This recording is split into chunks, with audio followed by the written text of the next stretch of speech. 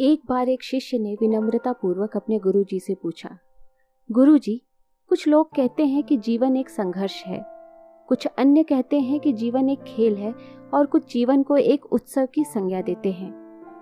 इनमें कौन सही है?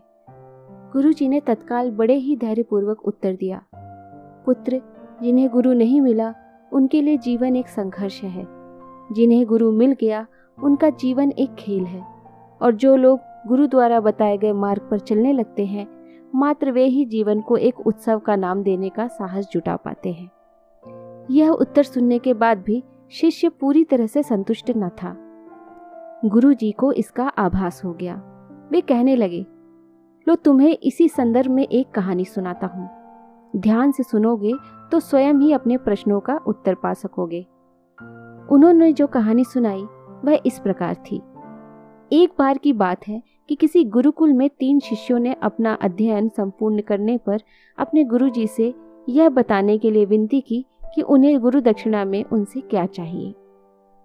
गुरुजी पहले तो मंद मंद मुस्कुराए और फिर बड़े स्नेहपूर्वक कहने लगे, मुझे तुमसे गुरु दक्षिणा में एक थैला भर के सूखी पत्तियां चाहिए, ला सकोगे? वे तीनों मन ही मन बहुत प्रसन्न हुए, क्योंकि उन्हें लगा कि वे बड़ी आसानी से अपने गुरुजी की इच्छा पूरी कर सकेंगे। सूखी पत्तियां तो जंगल में सर्वत्र बिखरी ही रहती हैं। वे उत्साहपूर्वक एक ही स्वर में बोले, जी गुरुजी, जैसी आपकी आज्ञा। अब वे तीनों शिष्य चलते चलते एक समीपस्थ जंगल में पहुंच चुके थे, लेकिन यह देखकर कि वहां तो सूखी पत्तियां केवल एक मुट्ठी भर ही थी, उन्हें आश्चर्य का ठिकाना न रहा। वे सोच में पड़ गए कि आखिर जंगल में कौन सूखी पत्तियां उठाकर ले गया होगा। इतने में ही उन्हें दूर से आता हुआ कोई किसान दिखाई दिया। वे उसके पास पहुंचकर उससे विनम्रता पूर्वक याचना करने लगे कि वह उन्हें केवल एक थैला भरकर सूखी पत्तियां दे दे। अब उस किसान ने उनसे क्षमा याचना करते हुए उन्हें यह बताया कि वह उनकी मदद नहीं कर सकता, क्योंकि उसने सूखी पत्तियों का ईंधन के रूप में पहले ही उपयोग कर लिया था। अब वे तीनों पास में ही बसे एक गांव की ओर इस आशा में बढ़ने लगे कि हो सकता है वह उस गांव में उनकी कोई सहायता कर सके।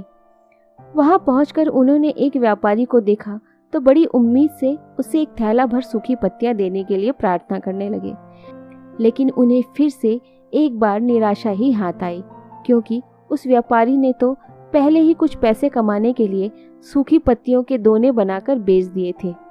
लेकिन उस व्यापारी ने उदारता दिखाते हुए उन्हें एक बूढ़ी माँ का पता बताया, जो सूखी पत्तियां एकत्रित किया करती थी।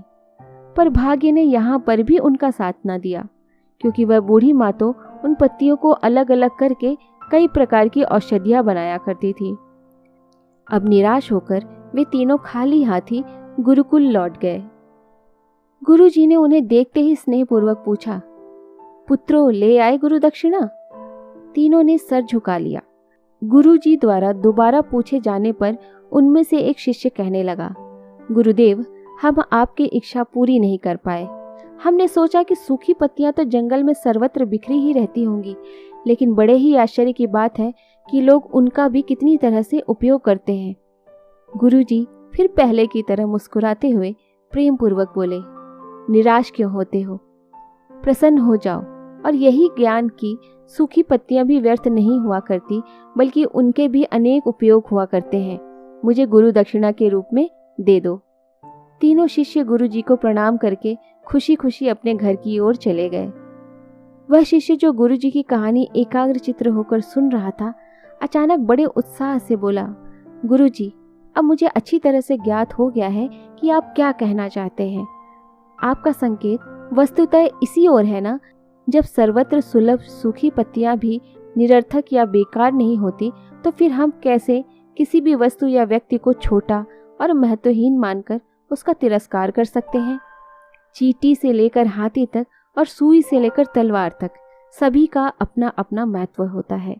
गुरुजी भी तुरंत ही बोले, हाँ पुत्र, मेरे कहने का भी यही तात्पर्य है कि हम जब भी किसी से मिलें तो उसे यथा योग्य मान देने का भरसक प्रयास करें, ताकि आपस में स्नेह, सद्भावना, सहानुभूति एवं सहिष्णुता का विस्तार होता रहे और हमारा जीवन संघर्ष के बजाय उत्सव बन सके।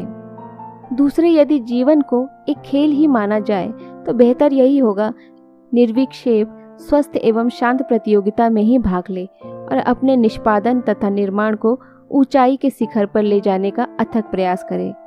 अब शिष्य पूरी तरह से संतुष्ट था। अंततः यदि हम मन, वचन और कर्म, इन तीनों ही स्तर पर इस कहानी का मूल्यांकन करें तो भी यह कहानी खरी ही उतरेगी। सबके प्रति पूर्वाग्रह से मुक्त मन वाला व्यक्ति अपने वचनों से कभी भी किसी को आहत करने का दुस्साहस नहीं करता और उसकी यही ऊर्जा उसके पुरुषार्थ के मार्ग की समस्त बाधाओं को हर लेती है। वस्तुतः हमारे जीवन का सबसे बड़ा उत्सव पुरुषार्थ ही होता है, ऐसा विद्वानों का मत है।